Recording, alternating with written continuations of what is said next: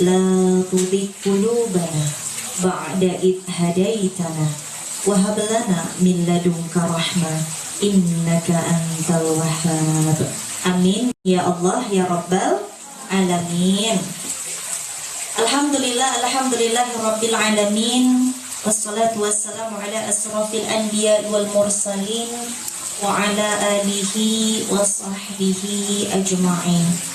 Allahumma salli ala sayyidina Muhammad wa ala ali sayyidina Muhammad.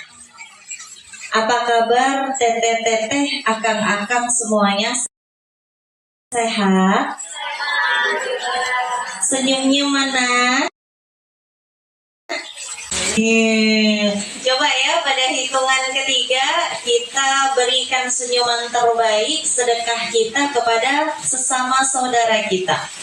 Karena kalau kita dibilang hidup kita ini berat, susah, tidak akan sesusah dan seberat saudara kita yang ada di Palestina. Maka coba kita berikan senyuman terbaik kita malam ini, semoga terhitung menjadi sedekah di hadapan Allah kelak. 1, 2, 3. Coba yang sebelah kiri senyumnya mana? Sebelah kiri. 1, 2, 3. Masya Allah. Ini temanya, ini tema tentang pernikahan. Udah pada nikah belum? Gawat. Masuk saya dulu ya. Iya boleh. Boleh. Berarti kasih jalan izin ya. Mohon keridhoannya.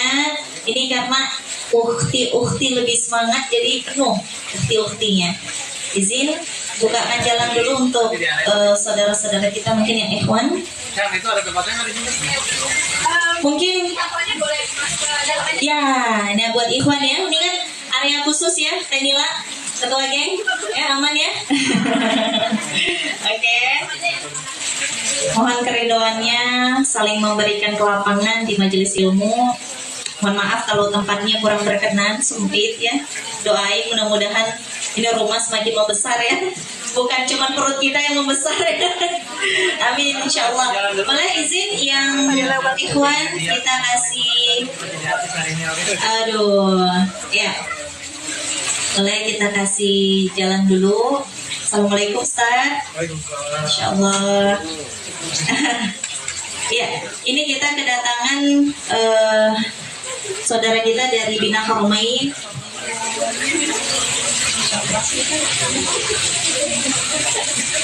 Masya Allah, banyak perlengkapan perangnya ini.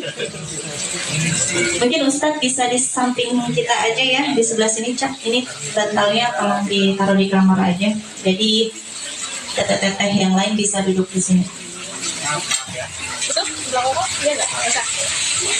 Coba itu Udah agak kesini sedikit ya, biar ustadz-ustadznya nanti bisa duduk di sebelah sini.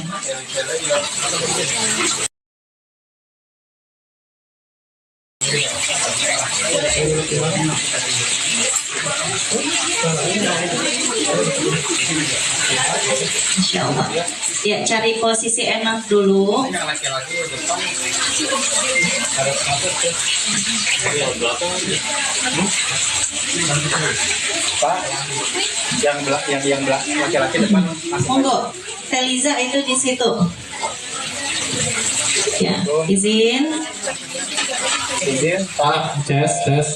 Yang laki-laki ikhwan di depan masuk aja kan. Jadi gabung sama ikhwan. Waalaikumsalam Nah, ya, warahmatullahi wabarakatuh. ini kita sedang proses. Mau dikasih jalan dulu. Kalau ada tongkatnya lebih besar, jaga belah.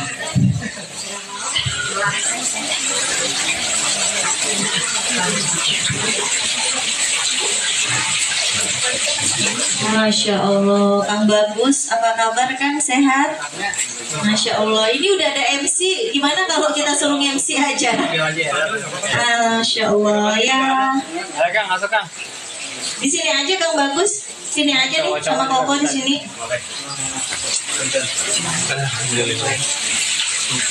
Masya Allah. Ini kayaknya lebih 50 orang ya. Ayo ada yang nggak konfirmasi nih berarti.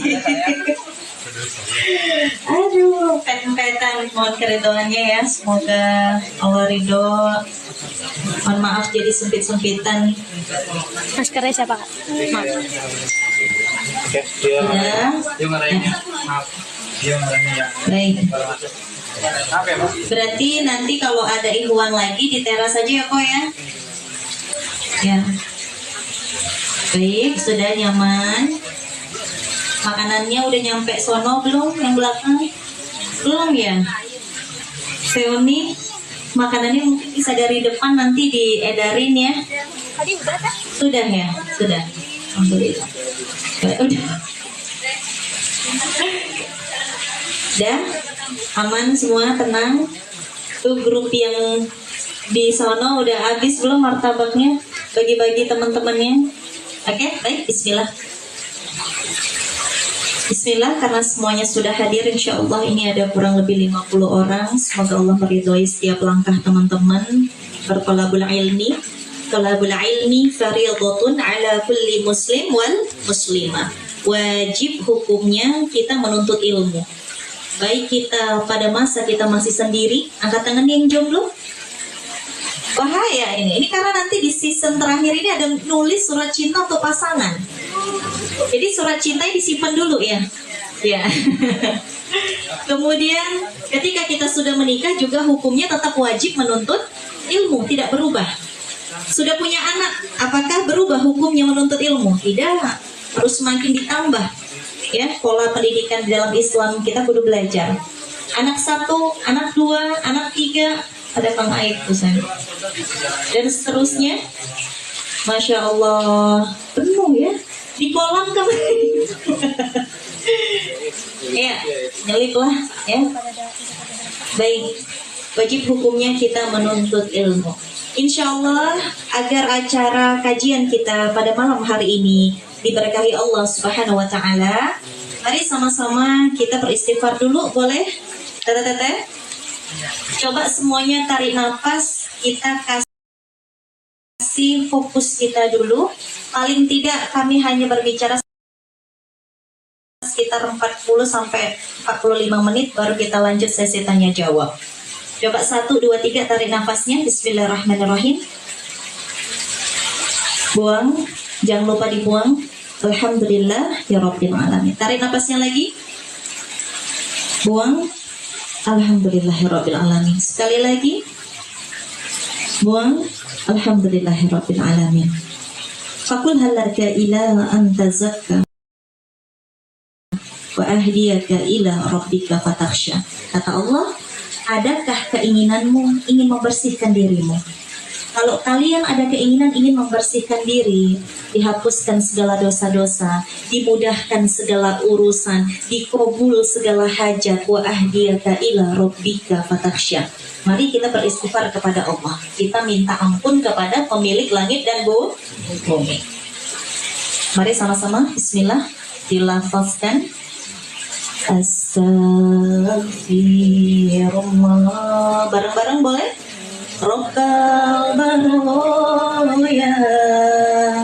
Astaghfirullah minal khotoya.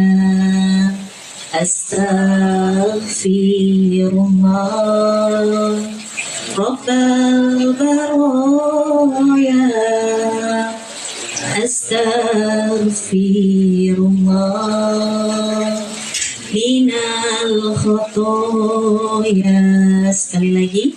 Astaghfirullah Rabbal baraya. Astaghfirullah minal khotoya. Mari sama-sama kita berzikir dulu kepada Allah agar malaikatnya menaungi kita berada di majelis ilmu ini. Subhanallah walhamdulillah wala ilaha illallah wallahu akbar wala haula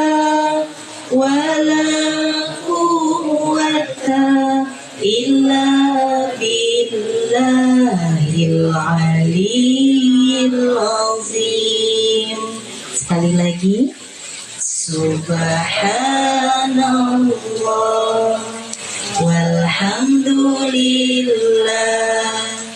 wa la ilaha illallah Allahu akbar wa la haula wa la quwwata illa billahil aliyyil azim. Yang punya hajat, coba berdoa kepada Allah dalam hati, kita aminkan bersama. Kemudian nanti kita membaca surat Al-Fatihah. Bismillah, doa dimulai. Amin ya Allah, kabul segala hajat kami ya Allah. Apapun niat kami datang ke sini, luruskan ya Allah. Hanya ingin menggapai keridhaan-Mu saja ya Allah. Wahai Allah, apapun yang menjadi hajat-hajat kami, doa-doa kami, harapan-harapan kami, kabulkan ya Allah di waktu yang terbaik, di tempat yang paling baik, dengan cara yang paling baik ya Allah. Amin amin ya Allah. Kabul ya Allah. Al-Fatihah. A'udzu billahi minasy syaithanir rajim. Bismillahirrahmanirrahim. Alhamdulillahi rabbil alamin. Ar-Rahmanir Rahim. Maliki yaumiddin. Iyyaka na'budu wa iyyaka nasta'in. Ihdinas siratal mustaqim. Siratal ladzina an'amta 'alaihim ghairil maghdubi 'alaihim waladdallin. Amin ya Allah ya Rabbal Alamin. Alhamdulillahirabbil alamin. Baik, bismillahirrahmanirrahim. Apa tema kita hari ini, Teteh? Hidup bersama atau tinggal bersama. Emang sudah hidup bersama belum? Coba angkat tangannya yang sudah menikah. 1, 2, 3, 4, 5, 6. Tuh kelihatan ke Ustadz dari wajahnya. Yang belum menikah berarti Masya Allah. Semoga Allah anugerahkan imam yang soleh. Yang ganteng gak? Yang tajir? Anak satu-satunya? Amin amin ya Allah Rabbal Alamin. Baik, bismillah. Untuk pengantar, kita coba simak dulu apa sih makna pernikahan di dalam Islam dan bagaimana cara Islam memandang tentang pernikahan. Kita langsung saja dengarkan nasihat dari gurunda kita, Al-Mukarram Al-Ustaz. Kepada Kode Muslim, suami saya tercinta, saya persilahkan. Insya Allah materi sudah saya kirimkan di grup. Insya Allah nanti untuk materi akan saya sampaikan secara langsung. Kita dengarkan dulu pengantar tentang bagaimana Islam memandang pernikahan yang sebenarnya. Silakan Ustaz.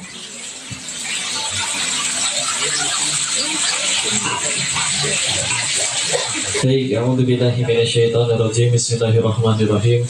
Rabbi shrah li sadri wa yassir li amri wahlul 'uqdatam min lisani yafqahu qawli.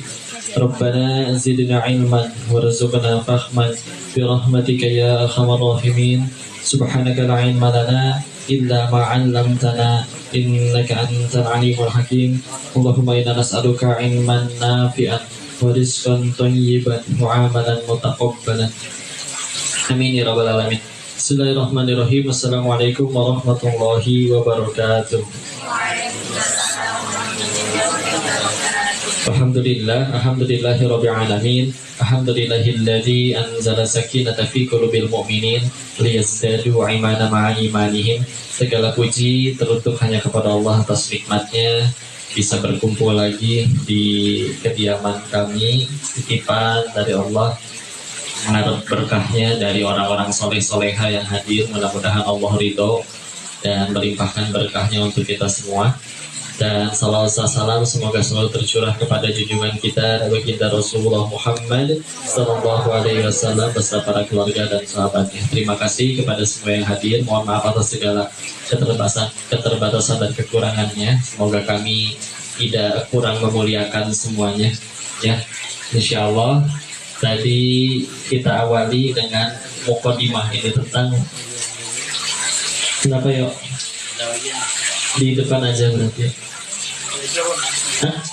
Bagi dua kali ya.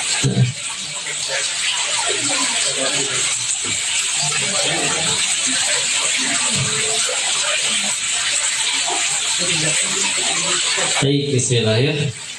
Di slide yang sudah di-share, sudah dituliskan juga apa itu pernikahan adalah akad atau ikatan antara seorang laki-laki dan perempuan untuk membangun rumah tangga sebagai suami istri sesuai dengan ketentuan syariat Islam. Nah, ini menangnya Islam ya. Dia punya syariat, jadi punya aturan yang meliputi semuanya ada aturannya. Mengurus jenazah, masuk kamar mandi, membagikan harta, dan semuanya ada aturannya ya. Dan ini kalau di slide sebelumnya dijelaskan merupakan jalan yang sah bagi manusia untuk memperoleh keturunan dan banyak jenis manusia ya. Jadi kalaupun ingin melanjutkan generasi, ingin meneruskan warisan berupa keturunan yang soleh-soleha, caranya yang sah di dalam syariat Islam ya udah hanya pernikahan ya. Selain dengan itu maka berarti bertentangan dengan syariat ya. Namun inilah Islam ya, semuanya harus dipandang dulu sebagai ibadah, sebagai jalan untuk menggapai ridho Allah. Jadi mandang sesuatu itu adalah sebagai sesuatu untuk jalan tambah dekat sama Allah. Termasuk nanti memandang pasangan. Ketika bicara memandang pasangannya ini sebagai apa, bahkan menentukan keharmonisan nantinya. Kalau selagi kita memandangnya, oh pasangan tuh harusnya yang tiap pagi nyediain sarapan, yang harus nurut, yang harus nggak boleh ngebantah, yang perbandingannya apalagi literaturnya atau yang dia tahu dari sesuatu yang tidak sahih, ya drama jelas-jelas adalah skenario ya, bangun dari rumah sakit aja masih make upan gitu ya, maka ya tidak bisa dijadikan pegangan. Pandangnya seperti itu. Karena saya lebih suka mengawali dengan berita kabar buruknya dulu, baru kabar yang baik. Ini diriwayatkan sahih dari riwayat Imam Muslim bahwa para syaiton ya dari golongan bangsa jin berkumpul, kita mah kayak begini gitu ya, dan ditanya siapa di antara kalian nih prestasinya apa aja. Ada yang jawab, aku berhasil membuat manusia mencuri. Kata pemimpinnya, belum apa-apa. Ada lagi nggak yang lain? Berkata, aku berhasil membuat manusia membunuh saudaranya sendiri. Bagus, bagus. Tapi ada lagi nggak yang lain? Sampai ada yang menjawab, aku berhasil membuat sepasang manusia bercerai. Maka kata pemimpin bangsa jinnya, ni'ma syaiton, anta, sebaik-baiknya syaiton adalah kamu. Dapat penghargaan, setan terbaik. Ya. Jadi prestasi yang membuat golongan bangsa syaitan itu jin. Syaitan itu nanti dijadikan sifat ya, lebih ke sifat. Makanya ada syaitan dari golongan manusia, minal jin natiwan nas ya. Jadi kalau di kita kan setan mah yang gitulah ya, gara-gara suka nonton film horor ya. Perutnya nggak bolong berarti bukan setan ya. Nah, seperti itu. Padahal nah, dia sifat yang membangkang kepada Allah. Maka ini kabar buruknya nih. Sedangkan kalau kita mikir generasi pengen jadi hebat, generasi pengen jadi baik, ini mulainya mesti dari mana? Ya, apakah kita tinggal nyekolahin anak kita ke kiai, ke pesantren, terus pulang-pulang, Pak Kiai, tolong anak saya jadi soleh ya? Oh nggak bisa, itu gimana ceritanya? Ya, apalagi ternyata ya ada yang tidak boarding, ketemu gurunya cuma berapa jam dalam sehari. Lebih banyak di rumah, lebih banyak ketemu teman-temannya, ya. Terus tahu-tahu anak ini langsung jadi soleh, nikmat sekali kalau bisa seperti itu. Berarti Allah pengennya ada di mana? Sedangkan kadang satu kiai ngurus 1000 anak, Pak, ya, atau beliaunya sendiri punya anak cucu lagi. Maka adanya di mana? Maka adanya salah satu jawabannya Quran surat ke-25 Al-Furqan ayat 74. Rabbana hablana min azwajina wa dzurriyyatina qurrata a'yun waj'alna lil muttaqina imama. Oh, bukankah itu ayat tentang penyejuk mata supaya anak cucu, anak istri jadi penyejuk mata? Iya. Tapi lihat, setelah mereka menjadi penyejuk mata ditutup dengan lil muttaqina imama, agar menjadi orang yang bertakwa dan menjadi imam, menjadi bahkan yang lebih tinggi lagi, imam bagi orang-orang yang bertakwa. Ya. Jadi dari ayat tentang keluarga, output dari keluarga itu harusnya adalah orang yang bertakwa, orang yang jadi pemimpin, atau bahkan pemimpinnya orang-orang bertakwa. Ya, gimana atau sekolah pengen bisa jago bahasa Inggris, ada sekolahnya. Pengen jadi arsitektur, ada sekolahnya. Tapi buat ngasilin anak soleh, ada. Ya. Alhamdulillah Islam lengkap, sempurna. Jadi petunjuknya ada. Tapi ini dari sini dulu nih. Sehingga akhirnya nyiapinnya dari mana? Dari awal. Bahkan dari sebelum nikah. Meyakini dulu bahwa jalan untuk nyetak generasi jadi baik, jadi hebat. Dari mana? Dari rumah. Dari keluarga. Dan ini jauh lebih masuk akal daripada satu kiai nyolehin 1000 anak. Gimana caranya? Lebih masuk akal sepasang orang tua menyolehkan. Kata Allah sanggupnya 2, pasti 2 anaknya. Kata Allah sanggupnya 13, pasti 13 anaknya. Ya. Kata Allah sanggupnya 1, pasti 1 anaknya. Mau pakai cara apapun, ya. Inseminasi, buatan apapun, ya. Sekarang sudah banyak teknologi dan terobosan dalam dunia medis. Kalau Allah sanggupnya segitu, kata Allah sanggupnya segitu, pasti segitu. Jadi dipahami dulu. Jadi kalau kajian pranikah jangan dipahami, bicara tentang pernikahan jangan dipahami, oh biar nikah sosit-sositan terus. Udah, kalau pengen kayak gitu nontonnya drama, ya. Jangan datang ke kajian yang kayak gini. Walaupun ada ilmu tentang itu, ya. Tapi ini disadari dulu bahwa nikah itu jalan untuk nyetak generasi jadi hebat. Nah, gimana bisa jadi hebat kalau kita ini juga apalagi tidak ada niat pengen jadi baik gitu ya. Minimal jadi baik dulu, karena akhirnya jadi baik atau enggak ada Allah yang tolong ya. Dan ngaji kayak gini, Allah soalim. Ngaji bukan tanda orang alim ya, tanda orang pengen jadi alim. Berhasil jadi alim, tergantung Allah tolong jadi. Kalau nggak tolong ya udah, namanya kayak hamba. Bismillah ya, Tuhan bisa ikhtiar. Dan kita meninggal nggak ditanya, aku pengen masuk surga dengan cara menghafal. Apakah meninggal kita ditanya? Di depan gerbang gereja udah ada baliho gede ya, bukan kampanye gitu ya. Yang boleh masuk sini hanya yang sudah hafal 30 juz. Kan repot, nggak bisa kontrol Z, undo ya, balik lagi. Tapi ada yang hafalinnya baru sedikit, tapi lillahi ta'ala diamalkan, membuat dirinya tambah bertakwa, bisa jadi lebih baik daripada yang udah 30 juz tapi malah jadi sombong ya. Jadi dari situ dulu kita ngelihat pernikahannya ya. Selanjutnya kita dengarkan nasihat dari guru kita, sahabat. Tetap saya. Baik, terima kasih sayangku. Mungkin yang bisa melihat bisa dilihat di layar televisi. Ini coba Yunda rangkumkan tentang bagaimana Islam memandang pernikahan. Ada 2 macam pernikahan yang dilakukan oleh umat manusia saat ini. Yang pertama adalah pernikahan biologis. Yang kedua adalah pernikahan ideologis. Pernah dengar nggak? Pernah ya? Insya Allah pernah kita dengar kajian. Ada pernikahan biologis, ada pernikahan Nah, tahu nggak bedanya apa? Ada yang bisa jawab? Ada yang mau jawab? Nah, sebelah sini kanan ada apa bedanya pernikahan biologis dengan pernikahan ideologis itu? Teh, saya masih jomblo teh. Pertanyaannya berat banget. Sebelah kiri deh, yang sudah pengalaman. Apa bedanya pernikahan ideologis dengan pernikahan biologis? Kita kepengen tahu nih, yang sudah menikah pengen berkaca diri, apakah aku sudah menikah pernikahan yang biologis kah? Atau ideologis? Ada yang tahu? Nggak ada? Oke, coba kita awali.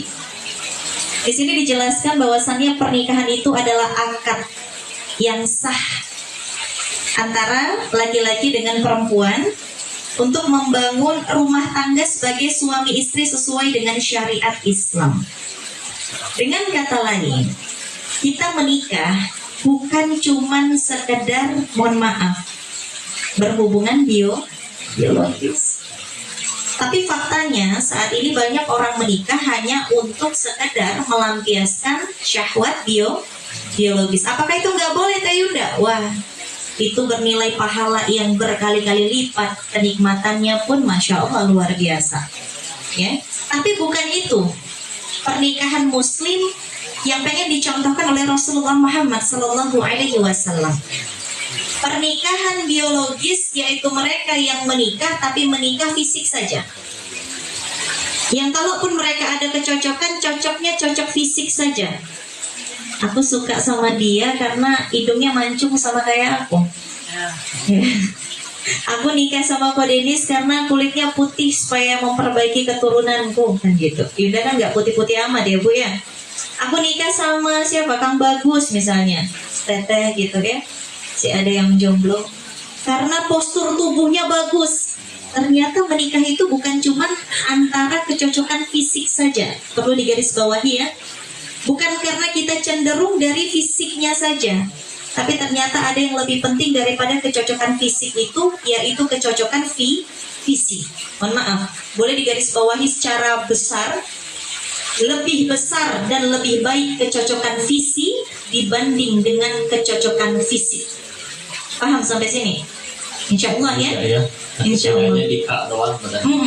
Isi Dengan fisik kelihatannya memang sederhana, bedanya cuma K doang. Tapi kalau kita telusuri, orang-orang yang menikah sudah karena visi yang menarik, visi yang sama, ini akan menghasilkan anak-anak berkelas seperti Shalahuddin Al-Ayyubi. Tahu siapa Shalahuddin Al-Ayyubi? Pembebas Baitul Maqdis. Di mana posisi Baitul Maqdis? Di Palestina. Ya, yang dalam aman? Masih ya, masih aman ya. Shalahuddin Al-Ayyubi, kalau kita telusuri kisah cinta Najmuddin, ayah dari Shalahuddin Al-Ayyubi ini luar biasa. Lebih mementingkan kecocokan visi, lebih mencari kesamaan visi daripada kesamaan jabatan, harta, tata wajah dan lain sebagainya.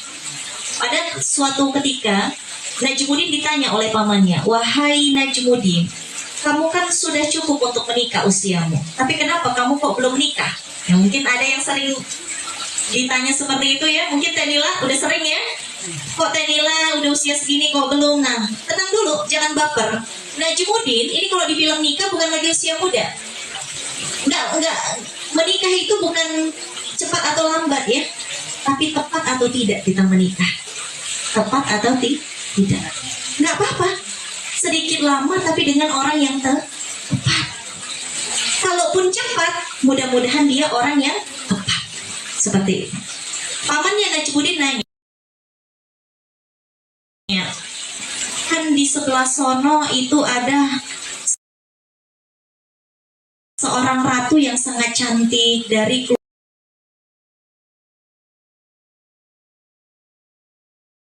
keluarga yang terhormat, terpandang, kaya raya. Nggak mau sama yang itu. Apa coba jawaban Najmuddin? Kata Najmuddin, aku mencari seorang wanita yang dari rahimnya dia akan melahirkan anak-anak pembebas Baitul Maqdis. Itu visi yang luar biasa. Kegalauan yang akan diwariskan kepada anaknya. Hari ini kegalauan itu kan berlanjut kepada kita. Kita tahu bagaimana keadaan saudara-saudara kita yang ada di Palestina. Seharusnya yang bersedih itu kita, bukan mereka, karena mereka sudah terjamin syurganya, sementara kita masih berleha-leha di sini. Betul tidak? Betul. Sudah diwariskan kegalauan bahkan sebelum dia bertemu dengan jodohnya. Itu Najmuddin, ayahnya Shalahuddin Al-Ayyubi. Bayangkan, apa kegalauan teman-teman hari ini? Paket data habis, dia nggak like postingan aku, dia nggak kunjung kasih kepastian, dan gitu. Kalau yang sudah menikah kegalauannya belum punya keturunan, kok kayaknya ekonomi seret terus, kerjaan belum mapan, ya pasti muter-muter seputar itu aja, betul nggak? Ya. Ini belum ketemu jodohnya, kegalauannya sudah soal akhirat teman-teman sekalian, ya. Di belahan bumi yang lain, pada satu waktu, Najmuddin halakoh, bertemu dengan syekhnya. Kayak teman-teman gini nih, ketemu, walaupun kita bukan guru ya, kita cuma sahabat teman-teman aja untuk ngaji bareng.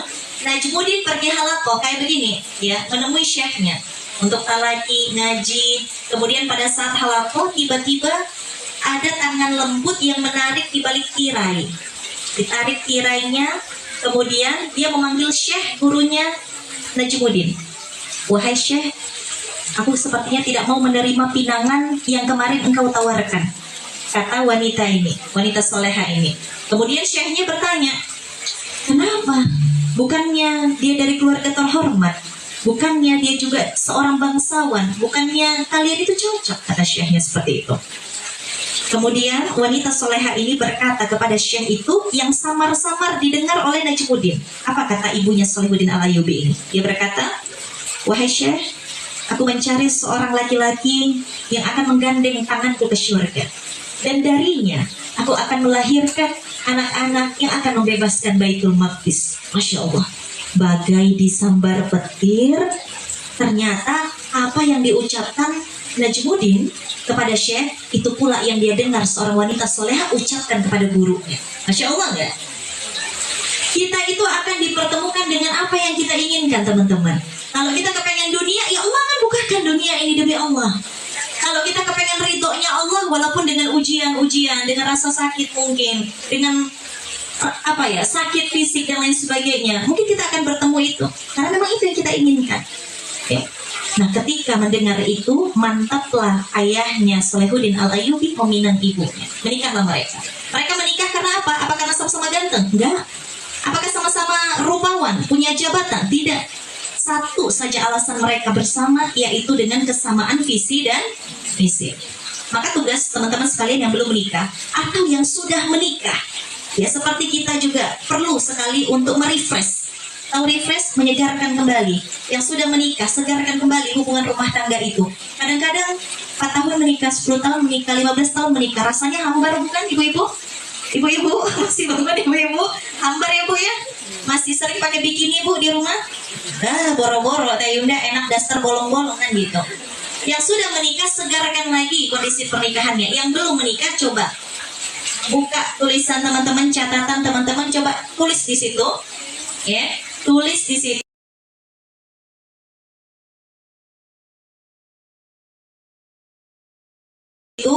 apa visi teman-teman menikah.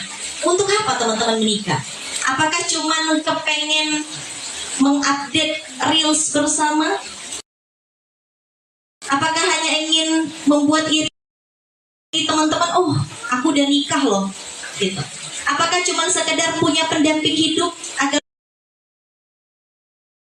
tidak dipanggil jomblo terus gitu? Coba catat di situ, apa sih harapanmu ingin menikah? Kenapa yuk?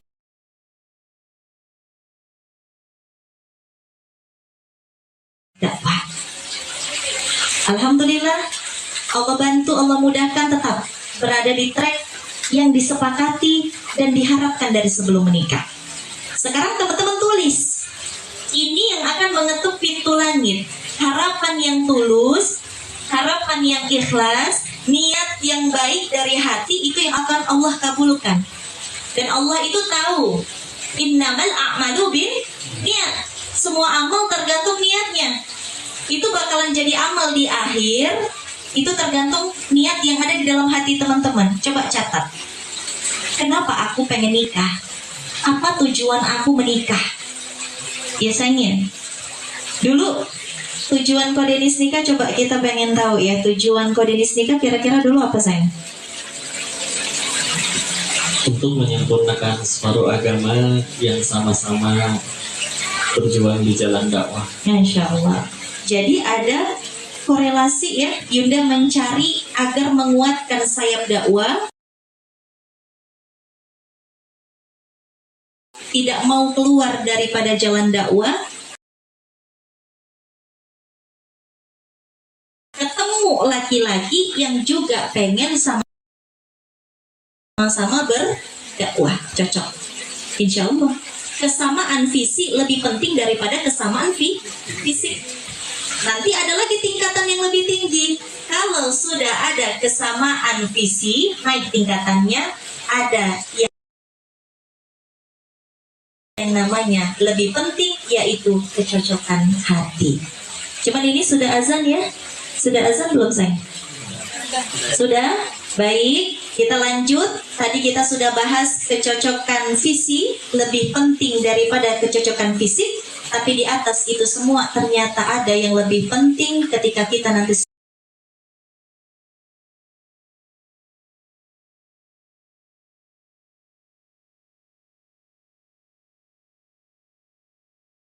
kita bahas, insya Allah sehabis sholat isya. Mungkin buat yang ikhwan bisa isya di masjid bersama dengan Kodenis. Yang akhwat boleh berjamaah di sini. Kita tutup dengan istighfar 3 kali dan insya Allah sehabis sholat isya kita akan sambung kembali. Astaghfirullahaladzim, astaghfirullahaladzim, astaghfirullahaladzim. Assalamualaikum warahmatullahi wabarakatuh.